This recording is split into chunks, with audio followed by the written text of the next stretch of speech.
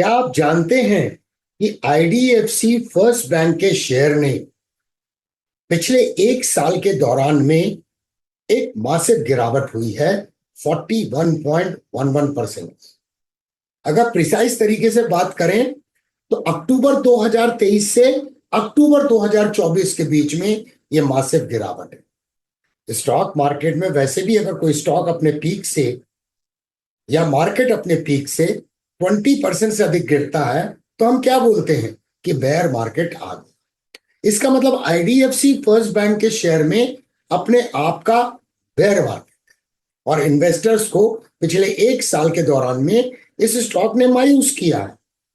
लेकिन अगर उसको दूसरे एंगल से देखें तो जुलाई 2022 से लेकर सितंबर 2023 के बीच में इस स्टॉक ने एक मासिव रैली दी थी और एक शानदार रिटर्न दिया था 248% का, टू बी वेरी प्रिसाइज 247.84%।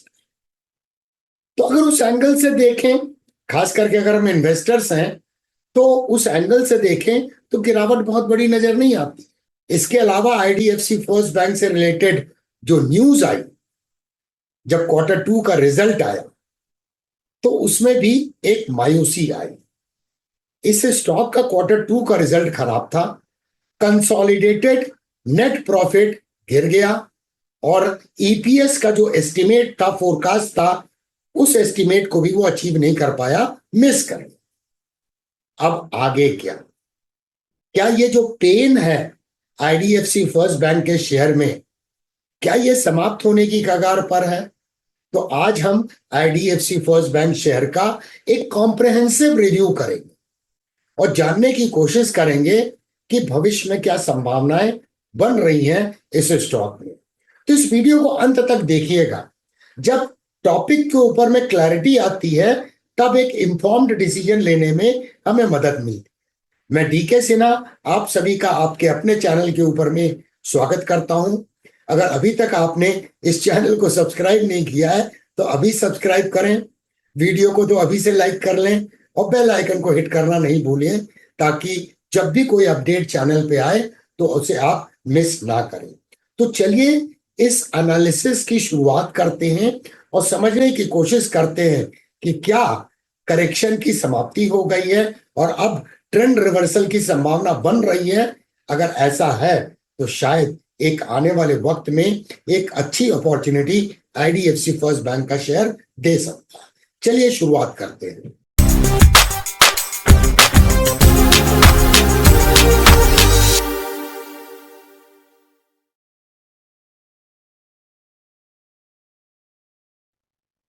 क्या आपने कभी सोचा है कि जब कोई स्टॉक कंटिन्यूअसली गिरता है तो रिटेल इन्वेस्टर्स जो होते हैं उनका सब्र टूटता चला जाता है और एक स्टेज ऐसी आती है कि वो सोचते हैं छोड़ो इस स्टॉक को, निकलते हैं, हमारा पैसा भी ब्लॉक है, ये स्टॉक रिटर्न भी नहीं दे रहा है, और वो बेचते हैं, यानी वो स्टॉक को डिस्ट्रीब्यूट करते हैं।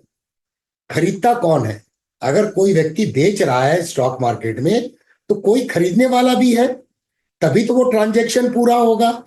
तो खरीदने वाले उस वक्त पे होते हैं रिटेल इन्वेस्टर, जो बेच रहे हैं वो खरीदते हैं इंस्टीट्यूशनल इन्वेस्टर्स।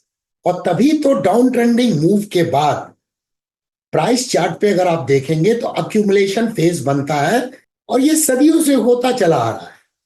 और आपने कई बार ये महसूस किया होगा कि जैसे ही आपका सब्र टूटता है और स्टॉक को बेचते हैं आप, वो स्टॉक ऊपर जाने लगता है। क्या आपके साथ भी कभी ऐसा हुआ है? अगर ऐसा हुआ है तो इस वीडियो के कमेंट सेक्शन में कमेंट्स जरूर लिखिएगा। अब आप देखिए इस स्टॉक को। आईडीएफसी फर्स्ट बैंक के शेयर ने पिछले एक साल में 46.5% से निफ्टी 50 को अंडर परफॉर्म किया। अगर पिछले 3 महीने की भी बात करें तो 8.9% से अंडर परफॉर्म किया है। अगर हम इंडस्ट्री से कंपेयर करें तो भी पिछले 3 महीने में इसने 10.9% से अंडर परफॉर्म किया है। तो क्या ये गिरावट में रिटेल इन्वेस्टर्स बेच रहे हैं? कहीं ऐसा तो नहीं कि इंस्टीट्यूशनल इन्वेस्टर बाई कर रहे हैं। तो पिछले रिपोर्टिंग क्वार्टर को अगर देखें, सितंबर क्वार्टर को, तो उसमें foreign institutional investor and mutual fund में बाइंग आई है। तो क्या ये अक्यूमुलेशन फेज की तैयारी हो रही है? तो ये समझने के लिए तो हमें प्राइस चार्ट पे एनालिसिस जब करेंगे तो मैं आपको एक्सप्लेन करने की कोशिश करूंगा। अब एक नजर आईडीएफसी फर्स्ट बैंक के वैल्यूएशन को चेक करते हैं कि करंट मार्केट प्राइस पे वो कैसा नजर आ रहा है। तो आईडीएफसी फर्स्ट बैंक का प्राइस टू बुक रेशियो जो है वो है 1.3, वहीं आईसीआईसीआई बैंक का है 3.3, एचडीएफसी बैंक का है 2.8, कोटक महिंद्रा बैंक का है 2.4 और एक्सिस बैंक का है 2.1। तो वैल्यूएशन के टर्म्स में अगर हमने ये पीयर ग्रुप एनालिसिस को ध्यान में रखा तो वैल्यूएशन के टर्म्स में ये stock price to book ratio के आधार पर अच्छा नजर आ रहा है, वैल्यूएशन इसका ठीक नजर आ रहा है। वहीं अब प्राइस टू सेल्स रेशियो को अगर चेक करें तो आईडीएफसी फर्स्ट बैंक का प्राइस टू सेल्स रेशियो है 2.5, तो काफी अट्रैक्टिव नजर आ रहा है। आईसीआईसीआई बैंक का है 5.6, एचडीएफसी बैंक का है 4.9, कोटक महिंद्रा बैंक का है 4.7 एंड एक्सिस बैंक का है 5.4। तो ब्रॉडली वैल्यूएशन के टर्म्स में करंट मार्केट प्राइस भी स्टॉक ठीक नजर आ रहा है। अब स्टॉक मार्केट में एक कहावत है कि स्टॉक मार्केट अर्निंग्स का गुलाम है। तो चलिए चेक करते हैं कि आईडीएफसी फर्स्ट बैंक के अर्निंग का ग्रोथ का एस्टिमेट क्या है। तो इसकी अर्निंग 39.9% से बढ़ने की संभावना है, जो इसे अट्रैक्टिव प्रोपोजिशन बनाता है, क्योंकि इंडस्ट्री का जो ग्रोथ फोरकास्ट है वो 8.5% है सर। इसके अलावा अगर हम रेवेन्यू ग्रोथ की बात करें तो उसका फोरकास्ट है कि रेवेन्यू बढ़ सकता है 26.2% से, जबकि इंडस्ट्री का जो ग्रोथ फोरकास्ट है वो है सिर्फ 0.5%। इसका तात्पर्य है कि ग्रोथ का पोटेंशियल तो है आईडीएफसी फर्स्ट बैंक में। अब हम एक बैंकिंग सेक्टर के स्टॉक की एनालिसिस कर रहे हैं, इसीलिए फाइनेंशियल इंस्टीट्यूशनल एनालिसिस इंपॉर्टेंट हो जाती है। तो चलिए उसके ऊपर में एक नजर डालते हैं। सबसे पहले इसके असेट लेवल को चेक करते हैं। तो असेट्स टू इक्विटी रेशियो जो है वो 8.7 टाइम्स है, जो लो है, तो ये ठीक नजर आ रहा है। अगर अलाउंस फॉर बैड लोन्स की बात करें तो ये थोड़ा सा प्रोविजन लो नजर आ रहा है। जहां तक लाइबिलिटीज का सवाल है तो 79% लाइबिलिटीज आईडीएफसी फर्स्ट बैंक की जो है वो लो रिस्क वाले सोर्स से आती है। अब लोन लेवल की बात करते हैं तो ये भी अप्रोप्रिएट नजर आ रहा है, क्योंकि लोन्स टू इक्विटी रेशियो जो है वो अप्रोप्रिएट है। अब यहां पर डिपॉजिट्स की बात करते हैं तो लोन्स टू डिपॉजिट्स रेशियो 96% है, जो अप्रोप्रिएट नजर आ रहा है। अब चेक करते हैं बैड लोन्स के बारे में। तो बैड लोन्स का लेवल जो है वो केवल 2% है, तो वो भी अप्रोप्रिएट नजर आ रहा है। तो फाइनेंशियल इंस्टीट्यूशनल एनालिसिस के आधार पर हम ब्रॉडली बोल सकते हैं कि हेल्दी बिजनेस नजर आ रहा है आईडीएफसी फर्स्ट बैंक का। केवल जो अलाउंस फॉर बैड लोन्स है वो अप्रोप्रिएट नहीं है, बाकी सारे पैरामीटर्स ठीक नजर आ रहे हैं। चलिए अब इस ट्रेडवे प्राइस चार्ट पर चलते हैं और इसकी टेक्निकल एनालिसिस करते हैं, प्राइस एक्शन को समझते हैं एंड क्या संभावनाएं बन रही हैं उसका आकलन करते हैं। सबसे पहले तो मैं दर्शकों को यह बता दूं कि ये जो हम टेक्निकल एनालिसिस कर रहे हैं ये कर रहे हैं 7 नवंबर 2024 को, जब मार्केट क्लोज हो गया तो उसके बाद में ये एनालिसिस कर रहे हैं। अब ये एनालिसिस में हमारा मेजर फोकस क्या रहेगा कि रीसेंट टाइम में ये जो मेजर करेक्शन हुआ है, क्या ये करेक्शन समाप्ति की ओर बढ़ रहा है, और अगर समाप्ति की ओर बढ़ रहा है तो कहां पर इसमें बाइंग की अपॉर्चुनिटी आएगी, उस एंगल से हम Confluence and weight of evidence की तलाश करेंगे प्राइस चार्ट में। तो सबसे पहले देखें कि इस पर्टिकुलर स्टॉक का, आईडीएफसी फर्स्ट बैंक के शेयर का एक टिपिकल कैरेक्टरिस्टिक्स है। ये देखिए मासिव रिटर्न दिया और उसके बाद एक काफी बड़ा करेक्शन हुआ। सिमिलर यहां पे ऐसा रिटर्न दिया इंपल्सिव वेव और ये एक मेजर करेक्शन हुआ। तो काफी सिमिलैरिटी है इस करेक्शन में और इस करेक्शन में after a massive impulsive rise. सबसे पहले अगर हम देखें तो इसने एक ऑल टाइम हाई यहां बनाया था, तो अगर ये हॉरिजॉन्टल लाइन खींचे तो ये राउंडिंग बॉटम पैटर्न का ब्रेकआउट हो गया था। जो पहले भी हम इस चैनल के ऊपर में से कवर कर चुके हैं। उससे ज्यादा इंपॉर्टेंट बात क्या है, इस जगह पे देखिए प्राइस का कई बार रिजेक्शन है। ये प्राइस का रेजिस्टेंस था, प्राइस का रेजिस्टेंस, प्राइस का रेजिस्टेंस, प्राइस का रेजिस्टेंस, और ये देखिए यहां पर ब्रेकआउट हुआ और फिर ये करेक्शन जो हो रहा है, तो पहला कन्फ्लुएंस हमें क्या मिल रहा है कि ये जो राउंडिंग पैटर्न है, माने बड़े वाले राउंडिंग बॉटम चार्ट पैटर्न के अंदर एक और राउंडिंग बॉटम चार्ट पैटर्न है, ये भी multi year rounding bottom pattern है, जिसके नेकलाइन के पास में प्राइस करेंटली ट्रेड हो रही है। और इस प्रोसेस में प्राइस ने क्या किया, यहां पर एक गैप था, आपको याद होगा ये गैप क्रिएट हुआ था मई 2023 में, इस गैप को फिल कर लिया। यहां पे और क्या कॉन्फ्लुएंस मिल रहा है, EMA 55 का कॉन्फ्लुएंस मिल रहा है। ये एक डायनेमिक सपोर्ट के रूप में काम करने की संभावना है, क्योंकि पिछले महीने में अक्टूबर महीने में कैंडल को ध्यान से देखें, पियर्स थ्रू एक्शन है, लार्ज लोअर शेडो का फॉर्मेशन है। कहां पर, जैसे ये गैप फिल होके प्राइस में रिकवरी आई है, और यहां पर ये कंसोलिडेशन बैंड है, तो वैसे भी ये डिमांड एरिया था। नेकलाइन का कॉन्फ्लुएंस है, EMA 55 का कॉन्फ्लुएंस है, कई कॉन्फ्लुएंस हमें इस ओर इशारा कर रहे हैं कि ये एक बहुत इंपॉर्टेंट सपोर्ट के ऊपर में प्राइस खड़ी है। अब यहां पर देखें और भी कॉन्फ्लुएंस को चेक करते हैं। ये देखिए प्राइस का सपोर्ट है, ये ट्रेंड लाइन देखिए, प्राइस का सपोर्ट, इसके काफी करीब में प्राइस ट्रेड हो रही है। करंट मंथ की कैंडल एक इनसाइड बार का फॉर्मेशन कर रही है, जो लॉस ऑफ डाउनसाइड मोमेंटम को इंडिकेट करता है। यद्यपि करंट मंथ अभी तो जस्ट शुरू हुआ है, समाप्त नहीं हुआ है। अब यहां पे और क्या पॉसिबिलिटी नजर आ रही है, तो अगर ये प्रायर इंपल्सिव वेव, ये देखिए यहां पर एक कंसोलिडेशन था, जो रादर इसको टाइम करेक्शन बोलेंगे, प्राइस करेक्शन नहीं था।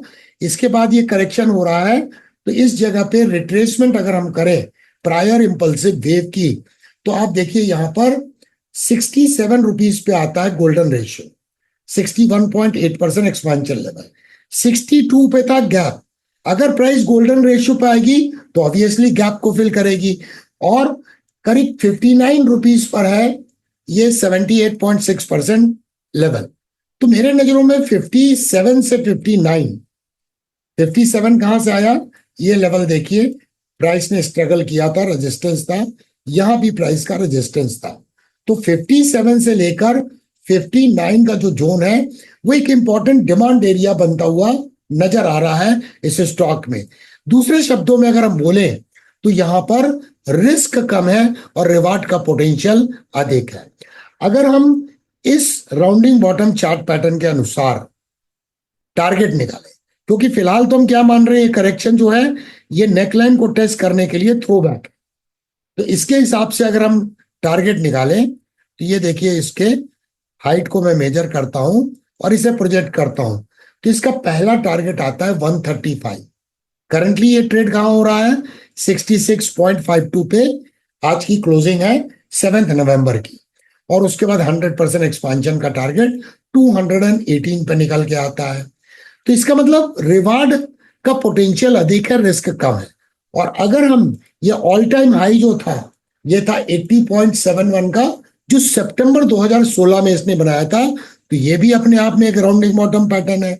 अगर इसके अनुसार हम टारगेट को प्रोजेक्ट करें, तो ये देखिए मैं मेजर करता हूं और इसे मैं टारगेट को प्रोजेक्ट करता हूं, तो फिर पहला टारगेट आता है 190 का, जो 61.8% एक्सपेंशन है, और सेकंड टारगेट आता है 330 का।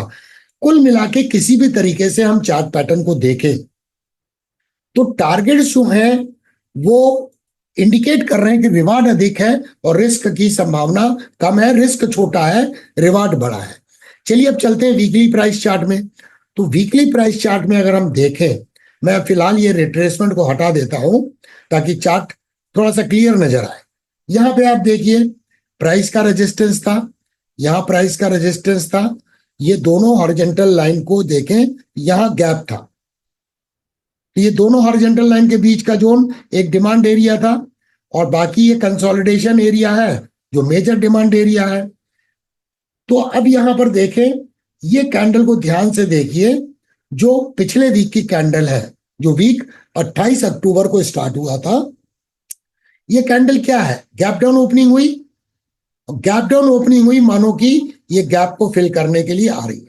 वैसे तो इसमें यहां पर भी गैप है जो मुझे हमेशा बॉदर करता है, इस जगह पे भी गैप है। ये गैप तो फिलहाल बहुत नीचे है और फिलहाल हम इमीडिएटली तो इसमें बाइंग नहीं कर रहे हैं। तो यहां देखिए गैप डाउन ओपनिंग होने के बाद बेयर्स ने भरपूर कोशिश की प्राइस को नीचे लाने पे, बट प्राइस रिकवर हुई और अल्टीमेटली SMA 144 के ऊपर में क्लोज हुई। और करंट वीक में देखें तो इनसाइड बार का फॉर्मेशन हो रहा है। तो ये एक इंडिकेट करता है कि बहुत इंपॉर्टेंट सपोर्ट एरिया पे ये प्राइस ट्रेड हो रही है। अब यहां पर मैं एक काउंटर ट्रेंड लाइन खींचता हूं, इसको ध्यान से देखिएगा। ये मैंने काउंटर ट्रेंड लाइन खींची, ठीक है। ये काउंटर ट्रेंड लाइन क्या है, एक डायनेमिक रेजिस्टेंस है। प्राइस जब भी इस ट्रेंड लाइन पे जाती है रिजेक्ट हो जाती है। ये देखिए मल्टीपल टच पॉइंट है, तो इसका मतलब पहला अलर्ट कहां आएगा, जब इसका ब्रेकआउट होगा। और इसका ब्रेकआउट जब होगा तो फिर जाके एक एनालिसिस करने का मौका आएगा। इसके ब्रेकआउट का तात्पर्य है कि price EMA 21, EMA 55 and volume weighted moving average के ऊपर ट्रेड होने लगेगी। अगर यहां पे मैं एक हॉरिजॉन्टल लाइन खींचूं ताकि हम सप्लाई बैंड को समझ सके, तो ये देखिए मैंने दो हॉरिजॉन्टल लाइन में खींचता हूं यहां पर। ये आप देखिए ये इसका इमीडिएट सप्लाई एरिया है, ये प्राइस का मल्टीपल सपोर्ट है और ये यहाँ प्राइस का मल्टीपल सपोर्ट है। ये कंसोलिडेशन है जिसका यहाँ ब्रेकडाउन हुआ। तो अपसाइड मूव में ये जोन जो है 72 से लेके 77 का जोन, ये सप्लाई एरिया है। मोस्ट प्रोबेबली सप्लाई एरिया को जब प्राइस निकाल लेगी तो ये काउंटर ट्रेंड लाइन का भी ब्रेकआउट होने की संभावना होगी और तब हमें इसमें बाइंग अपॉर्चुनिटी मिलेगी। ये एडवांस में एनालिसिस करके ये सारी चीजों को हम देख लेते हैं और चार्ट पे अलर्ट सेट करते हैं। अब हम रेफर कर रहे हैं डेली प्राइस चार्ट। अब यहाँ डेली प्राइस चार्ट को ध्यान से देखें तो यहां पर क्या हम एडवांस में कोई रिवर्सल चार्ट पैटर्न देख सकते हैं, क्योंकि ट्रेंड तो अभी भी बेरिश है।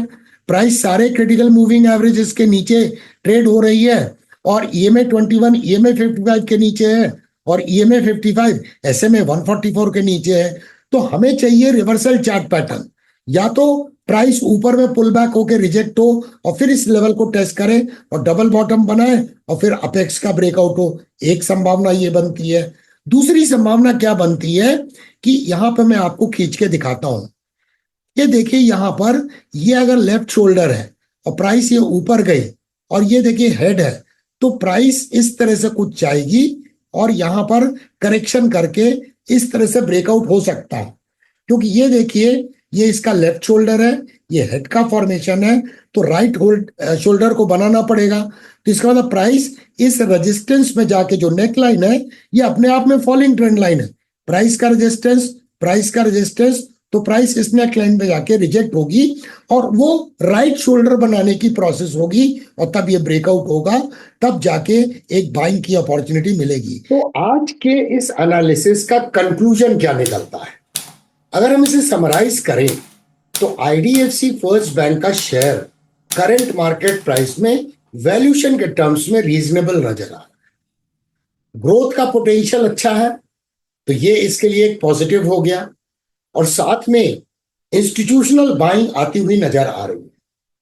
जब हम प्राइस चार्ट पर गए तो हमने क्या देखा कि ऐसा लग रहा है कि इसने बॉटम बना लिया है और अक्यूमुलेशन फेज यहां पे बन सकता है और केवल कंफर्मेशन का थोड़ा सा इंतजार करना होगा जब कोई रिवर्सल चार्ट पैटर्न का ब्रेकआउट होगा, जिसकी हम संभावना कर सकते हैं कि आने वाले कुछ ही दिनों में या कुछ वीक्स में यह संभावना बन सकती है कि इसमें रिवर्सल चार्ट पैटर्न का ब्रेकआउट हो सकता है, जो कंफर्म करेगा कि इस डाउन ट्रेंडिंग मूव की समाप्ति हुई, ट्रेंड का रिवर्सल हो रहा है, अब ये मार्कअप फेज में जाएगा और भविष्य में मार्केट का structure higher highs and higher lows के रहने की संभावना है। जब भी हम एनालिसिस करते हैं मार्केट में, हमें एडवांस में एनालिसिस करके रखनी चाहिए ताकि जब अपॉर्चुनिटी आए तो हम स्टॉक के प्राइस का पीछा ना करें और रिस्क टू रिवार्ड रेशियो के साथ में कॉम्प्रोमाइज ना करें। यही कारण था इस वीडियो को हम एडवांस में एनालिसिस करके लाए हैं ताकि आप अपने प्राइस चार्ट पे अलर्ट सेट करके रखें।